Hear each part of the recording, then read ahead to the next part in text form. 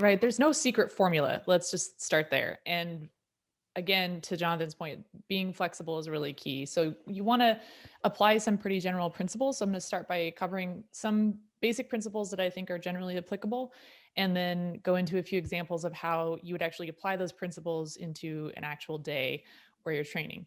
So these would be normal training days. We're not going to look at like a race day situation. And the perspective that I'm coming at this from is my belief, and this is me, is that really you want to get the most out of your training. So to get the most out of your training, you want to fuel your training and give your body what it needs to accomplish the highest quality work. So the better quality work you can do in a training session, the better the training stress is going to be, the better your adaptations will be. And that's really what we're after, right? Is you want to stress the system appropriately to get the adaptations that you want. And the higher the quality of stress, the higher the quality of those adaptations will be. And not only that, but the nutrition, post-workout is going to have something to do with how well you're adapting. So I really like the idea of fueling each workout so that you can get the most out of each workout. So it's really about getting the highest quality performance out of yourself on the day. So I'm really going to focus on fueling strategy. I don't want to get too far into the weeds on supplements in particular. I will say probably for tart cherry juice, maybe in the evening, like before bed might be a good time for that. But just focusing mostly on the performance, we'll go through some stuff. Yeah, Jonathan. On the tart cherry juice thing, it's like Chad and I have talked before about our sweet tooth killers, so to speak. Like the little things that we'll do in the evenings when we're trying to be conscious of what we're putting into our bodies and fueling our training, but then not being excessive. And one of the things that I really like to do with that sweet tooth killer, so to speak, in the evenings, if you really just feel like that ice cream or dessert, is a little bit of tart cherry juice. I've mentioned this before. Mix it in with some sparkling water or something like that and a dash of lime. And it's something that's just sweet enough to kind of satisfy that, but it's really not a lot of sugar when you're just using a small amount of it, because a little bit of tart cherry juice goes a long way. So it's a great way. I can't remember the exact details, but it's tied to melatonin release too. So doing it in the evening can actually benefit the release of melatonin and therefore sleep, a little bit of sleep benefit. Yeah. So looking at this from a performance perspective, and yes, we are going to talk about carbohydrate. Shocking. But the reason for that, and you guys have heard us say this many, many times before, but the reason is it works. And it is really the key to getting the most out of a workout and really getting the highest quality work in a session. So with that, let's look at some principles. The first and overarching principle with all of this is your number one goal is to nourish yourself. And nourishing has a lot to do with nutrients, fuel, but it's also energetic, it's also mood. And this is about mind and body, right? It's not just a physical thing. And to that point, I think it's important to remember that your body is always trying to help. So fueling yourself well is about helping your body help you. Second point is don't diet on the bike.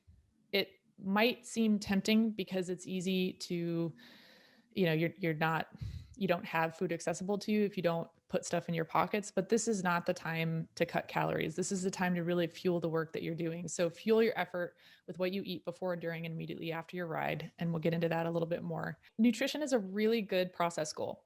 Learning how to fuel yourself better, fuel yourself well is a really good process goal because it's something that is within your control and that you can really work on intentionally. Mm-hmm.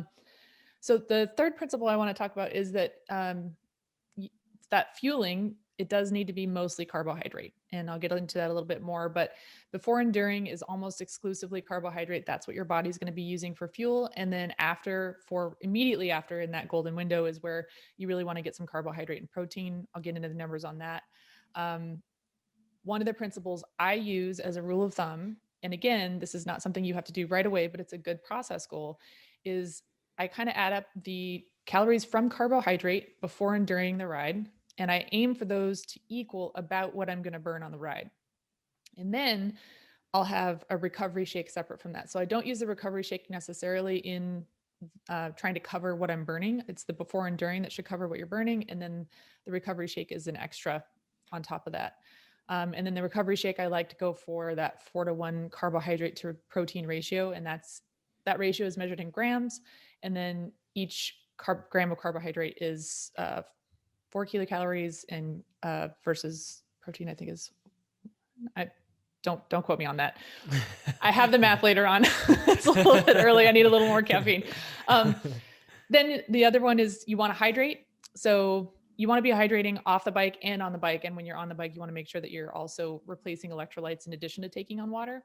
And then the other meals throughout the day, this is where you really want to emphasize nutrient density, but not at the cost of enjoyment. So part of fueling and nourishing yourself is enjoying your meals, enjoying the food that you're taking in. And I think that it's important that instead of applying labels of good or bad, I think it's good to think of food in terms of options. And by the way, how awesome is it that we have options that we can choose from, and that each option of fueling and nourishment that we have confers certain benefits. And some options confer a lot of benefit, like nutrients, satiety, enjoyment, comfort, connection, great taste, sustained energy, elevated mood. That's awesome.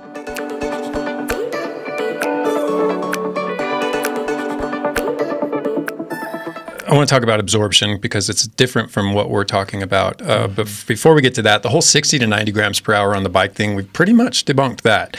I mean, we've got strong evidence that shows that you can do the whole 2-to-1 glucose to fructose ratio, but now we can do a 1-to-1 ratio, which means 120 grams. But there's indications, evidence of athletes processing as high as 144 grams per hour, which means even that 1-to-1 doesn't stand up anymore, or if it does, maybe it's more like 70 grams of each. In any case, this is something that can be addressed with training and tolerance. I mean, Nate's a good example of, I don't know if he could have dove right into eating 186 grams of something a couple of years ago. Is this something you've worked up to? Probably started when I was about 11. Yeah. Okay. So it's been after it for quite some time. But if you're willing to do the work. Seriously, I was growing a lot.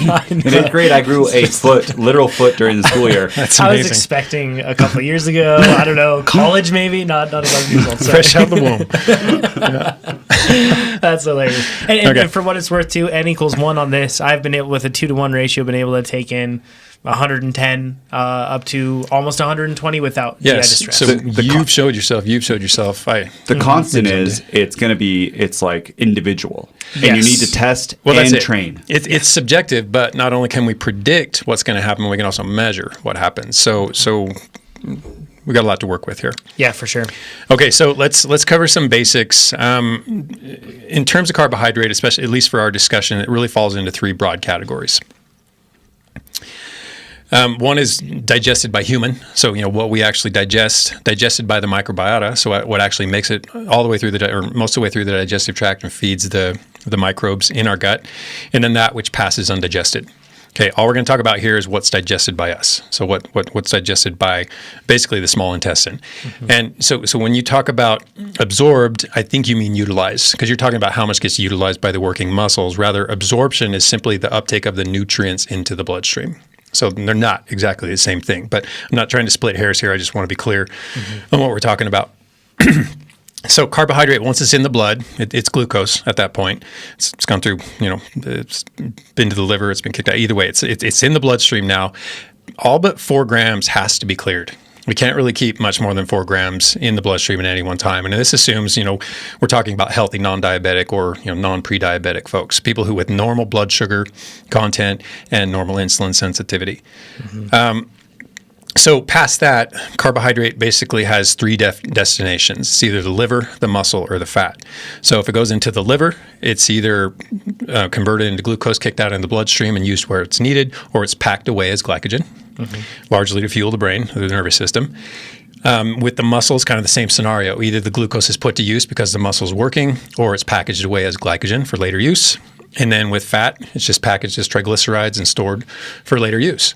Okay, so it's got to go one of those 3 directions. The fat storage end of things happens under a couple circumstances. One, our glycogen stores are full in both the liver and the muscles. Or we're outpacing our glycogen synthesis rate. Glycogen can only be synthesized at a certain rate, and if we're cramming carbohydrate into the system at a rate faster than that, what's your body going to do but sock this away as fat? Some will get stored as glycogen, yes, relative to the repletion rate. Some is going to get packaged away as fat. That's not necessarily the worst thing because fat can be utilized too. I mean, it's not to say that you're going to be stuck with excess body fat. You can use excess body fat. But in the terms of carb loading, It's not So the let's goal. talk. Yeah, so let's talk carb loading, or a little more toward carb loading. If you harken back to episode 234, I mentioned Dr. Alex Harrison and his book RP Diet for Endurance, and he cited the optimal or the high end of glycogen repletion is about 0.8 to 1.2 grams per kilogram of body weight per hour. Okay, so to put that into and then the recommendation across a lot of studies pretty much stacks up or pretty much coincides with that. They say 1 to 1.2 grams of carbohydrate ingested per kilogram per body per hour to reload glycogen stores. Now, if we're using Nate as an example, I think the time when he did Leadville, at the time, I think you were close to 180, right? maybe, no, I was like 185. But anyways. Let's say 180 Take it, because take that's, it, Nate. I've Run done with math. it. I've Run done with it. math with 180. You just lost weight. So that's 82 kilograms. So we're looking at, with this 1 to 1.2 grams per hour, we're looking in the ballpark of 80 to 100 grams per hour. And this is again carb loading or repletion after depletion. So if Nate were to eat 100 grams per hour, theoretically he could store 800 grams over the course of 8 hours, which would really top up some stores. I mean, he's probably that high because he's got big glycogen stores in his muscles, liver. I don't even know if you can really influence how much your liver stores. Probably can. I don't know. But in any case, we typically think, about 400 in the muscles, about 100 in the liver. So right around 500, 550 are the numbers for, normal untrained folks. Endurance athletes, however, can influence this, and we do through, repletion, depletion, et cetera. We go about it specifically because we need greater exercise or greater energy stores.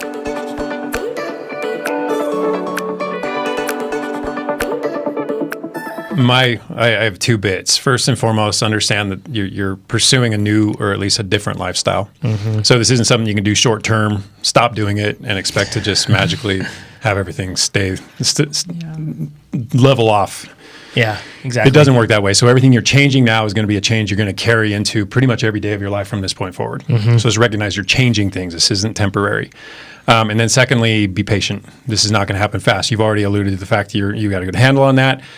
Changes once you're in the midst of it, though. Once you start getting a little bit of progress and you think, well, I already lost 3 pounds in 1 week. I can probably do that. I can probably do 4 or 5 next week. Slow your roll. Mm-hmm. Be patient. Yeah, super big, super key point there. It's just that it never happens quite like we want it to happen, right? It always takes time to roll out. The consistency part, I think, is huge. And you already alluded to this in this case, Greg. So, I mean, you understand it like a sustainable approach to this. But the crash diet and that leads to rebounding. It's always, I find that sustainable weight loss that's done for a person that's transformative. In fact, one of our newer employees, welcome to the team, Jesse, by the way, a copywriter, he was talking about the approach that he took to losing weight and really the underlying principles he does to maintain it. And really it's moderation is a big consistent principle, mm-hmm. and doing the logical things like we talked about earlier, mm-hmm. avoiding alcohol, right? Getting dark leafy greens, lots of fiber, eating the right sort of stuff, the whole foods like we talked about before. A lot of it is pretty simple. At this time of year too, a lot of people will be crash dieting. And what happens is although your weight goes down, you lose a good portion of muscle for how fast you're losing those calories. Your basal metabolic rate goes down. You get these urges, like you're like, I am so hungry. Mm-hmm. You binge back, you gain the weight back, but you're in a worse spot as before because you have less muscle and more fat, and your basal metabolic rate is now lower, mm-hmm. Because of the lack of muscle, and then it's easier then to gain weight. Mm-hmm. So it's a terrible cycle, and people will repeat it on an annual basis, if not more frequently. Over and over. And every year they'll gain like 10, 15 pounds, and then 5 years go by, and you're like, whoa, I got 60 pounds to lose. Mm-hmm. Because of this, this is the year I'm going to do it, and you try to willpower it through. Yeah. Mm-hmm. It almost takes willpower to not try to crash, right? Yeah. That's real. That's what I mean. Be patient. And that's why we've talked about this before. But I mean, if this is your goal, and we certainly don't want to make this feel like we're telling people that they should shift their body composition. This has to be your goal, mm-hmm. right? This is what you want. This is just what we find to be the most helpful. One of the things is as tempting as it is to chase a weight goal, because we get dropped on climbs and we think about power to weight, right? Mm-hmm. But think of it in terms of body composition. And that like I'm even thinking like, you know, when athletes are transitioning, like you mentioned, like swimming, you're able to do a ton of pull-ups. Then cycling, you were doing something else.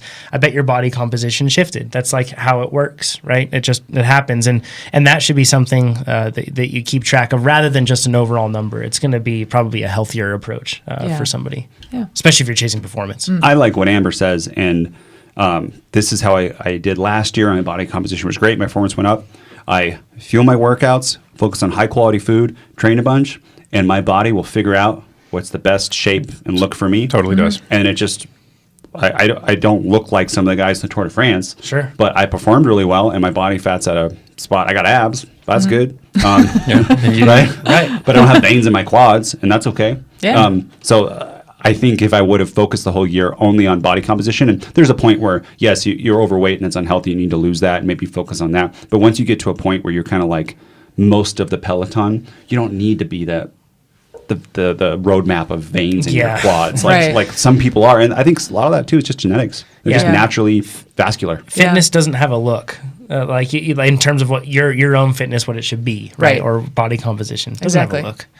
And this, you already talked about this previously, but this is where a food journal is like so hugely important. When I started tracking things and looking at numbers, that was very, sure, the numbers were super shocking at first, realizing how much stuff I took in, but even away from numbers, just keeping track of the things that you eat, it can be so helpful. Like, be aware. Oh yeah, absolutely. So I'm going to quote Dotsie Bausch on this one. She brought this to my attention a long time ago, and I think it's incredibly powerful, which is using a food journal. There's a lot of ways that you can use a food journal. One is, the classic way of doing this is to track calories, and that can be really interesting just to show you, especially, looking at how much protein you're taking in, how much carbohydrate. For me, when I started working with a nutritionist and got this prescription for a total number of grams of protein to get in every day, I could not believe how little I had been taking in compared to how much I should have been. And that was pretty mind-blowing. So sometimes, you kind of assume that it's going to teach you that you need to be eating less, but you might be surprised. But using a food journal to understand, I think what's really powerful about it is it teaches you to identify old habits and what motivates them, right? So like breaking down a habit it consists of a trigger, an action, and a reward. So identifying like, when are you eating out of habit as opposed to with, intention of fueling or getting, nourishing yourself. What are the triggers for those habits? Maybe you have some really great ones that you want to keep and reinforce. And then what are the ones that you want to replace? And I wouldn't say, stop a bad habit, find something to replace it with that's incrementally better, because I think that that's just a little bit more of a sustainable approach. The other thing, and this is Dotsie's thing, which I think is really important, is with a food journal, you can start to understand how foods affect you. And you might identify that there are some like really just amazing superfoods for you. Like it's something that you really enjoy, it's satiating, it's comforting, and boy, does it ever give you energy and you feel amazing for the next 6 hours. Versus like, I've had a couple people comment on like, oh yeah, you said, if you just give your body what it needs, it'll turn into, what it needs to be for what you want to do. But my body won't do that, because if I just eat what I want, then, it's not going to turn out that well. Well, I'm not saying just eat what you want. I'm saying give your body the fuel it needs. That might not be a donut. I don't know. Yeah. But when you do a food journal like this, you start to realize that there might be some foods that you gravitate to out of habit or out of a craving, and you think you really want it, but then how do you feel 30 minutes later, an hour later? I think that might be the single best use for a food journal. Yeah, you identify foods that are your kryptonite, and then you can also identify foods that are just like superpower foods that turn you into like the best version of yourself. Can I flip that a bit too? Yeah. Because I find a lot of the time, like I have a really good friend and she's like kale obsessed. She's like the kale queen, right? But she got to a point where she basically realized through tracking it all, she was like, oh wow, I'm eating so much of this now. I've gotten so obsessed with it. And when I look at it, it's not delivering the same benefit that I get when I eat a greater variety of things. Like I feel better when I'm doing that, right? So even though like you can find something that you just think that like this is a really healthy thing and this is what I'm going to eat a ton of, maybe it doesn't resonate with you quite as much as when you're eating something that's more balanced. Exactly. Like, and everybody's different. And keep in mind, mood is actually important. So there might be something that sounds really good that you eat and then your mood crashes an hour later. Finding foods that actually taste good, that's incredibly important. It's part of feeling satisfied. It's part of just general well-being. But I promise you, if you do a food journal, you will find foods that you actually genuinely enjoy, that deliver a lot of great energy, and that are actually pretty healthful. So it's really fun to identify what really works for you. And I think it's different for individuals. So, yeah. And then the other thing you can do is, as you're modulating maybe some of changing habits or replacing habits that you don't think are that great, keeping track of how those new changes in habits are affecting you. Yeah, absolutely. If you aren't tracking all that stuff, even the subjective stuff, like how you feel, that's super important, especially when you get into diet. We've talked about that plenty of times. Workouts then become easier, and it just changes how you feel in general, right? What else do we want to cover on this? I just want to say, just be aware. This is what Jesse's tip is, and it's so key. And Jesse was extremely overweight, and then he's now at a healthy weight. He's our copywriter Yes. that you're speaking about. Yeah. He was like, for him, he said coffee creamer. Like, you can just be, that could be an extra couple hundred calories a day by putting in coffee creamer. I said this, but so nuts are healthy for you, but if you have weight to lose and you're eating like a handful of nuts, handful of nuts can be 300, 400, even 500 calories. Very calorie dense. Yep. One Starbucks latte. It's like, I just get one coffee in the morning. Those can be 400 to like 800 or 900 calories. If losing weight or affecting body composition is on your agenda, Starbucks has no place in your life. Unless it's black coffee. Yeah. Sure. In which case, go somewhere where the coffee's good. Starbucks, not a sponsor of this podcast. Thanks, Chad. But the point is that things that we take in that we think aren't bad. Well, could you don't, without that, you're not aware of them, right? Yeah, exactly. You're just like, oh, it's just a little bit of snack. And you don't realize that maybe if you're aiming for a 500 calorie deficit during the day, a couple of these things added up to 600 or 700 calories, and it could be your entire deficit. And food journaling is a pain, but these are the things you discover. Right. Well, and you don't have to journal forever, like Okay. just long enough to start identifying some of these key things. It's, iPhone, the Notes app. Just Yeah, put it in there are there, just definitely type in what easier you're ways. doing. Yeah. And then later on, if you want to put it in MyFitnessPal, you can, but you could do it pretty quickly. Yeah. And the other thing with this too is that, like, to your point, Amber, you can check back in every once in a while with this whole process. Like, you go years without it, Yeah, sure. maybe months, Yep. and then suddenly you just do it for a week or 2 weeks, and it's a good systems check. Even Yeah. easier, just take a picture of what you eat with your phone. Bam, bam, bam. And you can look back and be like, oh, I didn't eat that. I didn't eat that. Didn't eat that. That's a good idea. Yeah, Yeah. absolutely. You have to type. Oh, yeah. Yeah. What else do we want to cover on this? We have plenty of notes, but we've covered kind of some of these things in a prior question here. Just one other thing I think for Greg is the higher your fitness is, the more calories you're going to burn per hour. I remember back when my FTP was like 220, I used to look at Chad's workouts. And in an hour, Chad would be burning 1,000 calories. And I'm like, what? I'd be burning like 400 calories an hour. Yeah. I was like, how easy would it be to maintain good good body composition if you're burning 1,000 calories And an hour? that's true too, but it can also steer you down the path of thinking I can get away with more than I can. So you do still have to to keep balance in mind. Oh, yeah. I'll just reiterate what I've said before, which is to fuel the workouts, a good rule of thumb is the calories you take in before and during your workout should equal what you burn during training, and then have a good recovery drink. It doesn't have to be, 800 calories, 200-300 calories, protein and carbohydrate is enough. And then off the bike, the other meals that you're having the rest of the day, that's where you want to create your sustainable deficit. And that's where you really want to focus on nutrient density. And in those cases, so, I would focus on carbohydrate for fueling your training. And then in your nutrient dense meals off the bike, focus on just getting tons of produce, whole foods. And then that's where you really want to focus on your protein intake. And I've worked with nutritionists and a couple of physiologists on stuff with this. And one of the rules of thumb that I was told was, don't worry too much about fat. I mean, it's a really easy place to reduce caloric intake because every gram of fat is so calorie dense.